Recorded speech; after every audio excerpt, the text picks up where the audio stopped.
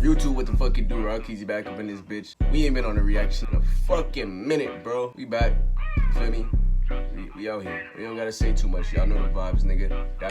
Got me up, gang. Yeah. Today we about to react to IG model stranded after getting flown out by a rapper. I ain't here to laugh at these bitches. You feel me? I love nigga. You feel me? These bitches be dumb, nigga. They be blinded by the lights. Bro, this nigga in my DM cussing me out, right? But was I a fan when you left those kids in the house to come fuck me in your garage? Was I a fan when, like, boy, just stop. You asked me to come out here. I didn't slide in your DM. You slid in mine. Garage, nigga. Bro, I do not have to lie about fucking these niggas, bro. I don't. He brought me to his house. He left the kids in the house to fuck on me. And you still beat it down. You got them doonies wet. Why would you come out and try to expose a nigga for beating your doonies down in the garage? Bitches don't get how niggas think. Feel me? If a nigga hits you that easy, bro, that's a good thing. Like, that's a loss for you. Link to fuck another rapper for free. If y'all just get me on this list. Come on now.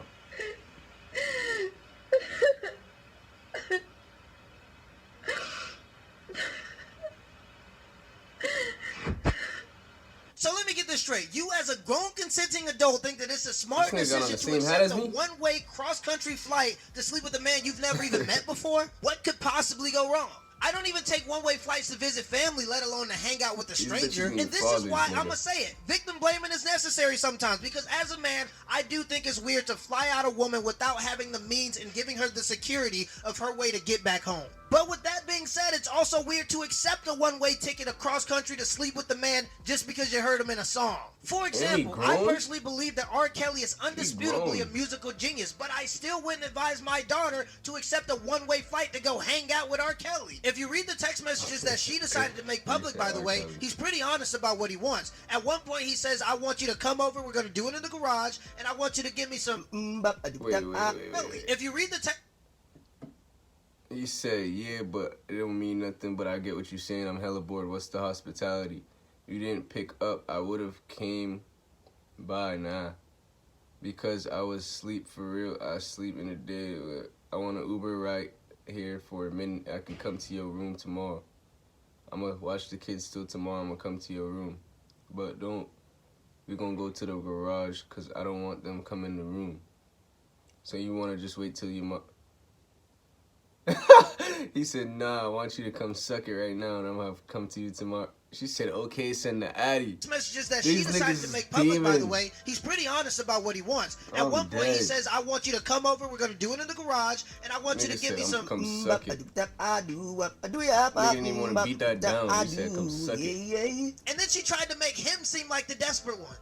He left the kids in the house to fuck on me. And look, that's not great, but you packed a bag, waited in airport security where they make you take off damn near everything but your skin, got on a 3-hour flight all just to meet a man that didn't even want to take you to his bedroom. You don't even know what his furniture looks like. If that ain't desperation, I don't know what is. Women who believe in feminism will bring up statistic after statistic showing how violent men are, how men are just out to get you, yet you'll praise a woman that flies halfway across the world to meet some guy because she heard him on iTunes. And if you genuinely believe that any of this was about gaining clout, getting attention, or getting sympathy, you're a part of the problem. She recorded these videos and screenshotted these messages because she likes to scrapbook. And when you're in urgent need for help, who better to call than the people who love you the most, your Instagram following? This is exclusively a female privilege. Imagine if men were allowed to make horrible life decisions, and instead of dealing with the consequences when they come, we got to blame those decisions on other people and then soak up money from random strangers. In 2020, a woman by the name of Dasha Kelly made a GoFundMe so that her and her kids wouldn't get evicted during the virus. CNN literally used her as the face for the mortgage moratorium. And I get it, there was a lot of uncertainty at the time and nobody wants to see a single mother with 3 children living on the streets. Over the course of a couple weeks, she raised over $200,000. And it turns out those weren't even her kids. I just want to make sure I do the best that I can to help the next person. Remember, believe all women, but that is exclusively a female privilege. In July of 2021, a woman by the name of Yaz the Stallion reached out on social media and created a GoFundMe because she ended up getting stranded in Atlanta after going to the NBA All-Star game. She ended up raising about $1,600 in less than 24 hours. Was she stranded in Atlanta because she was with the boyfriend that was giving her knuckle sandwiches? No. Was she stranded in Atlanta because she needed to get home early for a family emergency? No. Was she stranded in Atlanta because, like the description in her GoFundMe said, she came to Atlanta with friends that stole all her money and left her stranded? No. She was stranded because she took a one-way flight into Atlanta to attend the NBA All-Star game, and because her unemployment check didn't clear in time, she couldn't afford a flight back home. So let me get this straight. I'm waking up every single day, working 40 hours a week, getting bent over by the IRS so that Big Daddy Biden can have his money on time to fund his son's crack habit. By the way, that is a known fact. His son does indeed do crack. It is a fact, right? So I'm doing that every single morning, and you expect me to give you my money?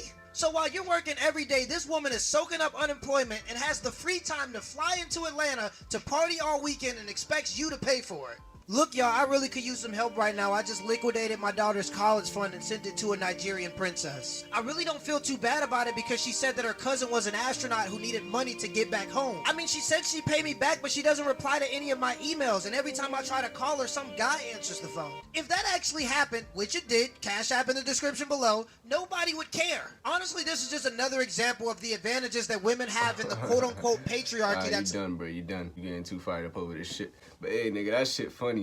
Nigga said, come over here and suck it in the garage. How is she gonna try to use that against the nigga? You came over and sucked it in the garage. She's talking about, he left his kids in the house and he fucked me. That's a win. You didn't meet the kids. You didn't meet the family. That's a win. It never happened. I got them doonies. That shit funny, though. That shit funny. Why is she crying on the net, though? Come on, bro. Come on, nigga. Hey, nigga, Rock Easy, we out this bitch, nigga. Bow. Bitch, I'ma cash out, niggas mad cause they don't move right. I'm young, but I move like a veteran. Put a little bag on his head like a settlement. She gon' eat me up, lick my body like a peppermint. That nigga fell off, he let clout get the best of him. Getting chicken, run it up, I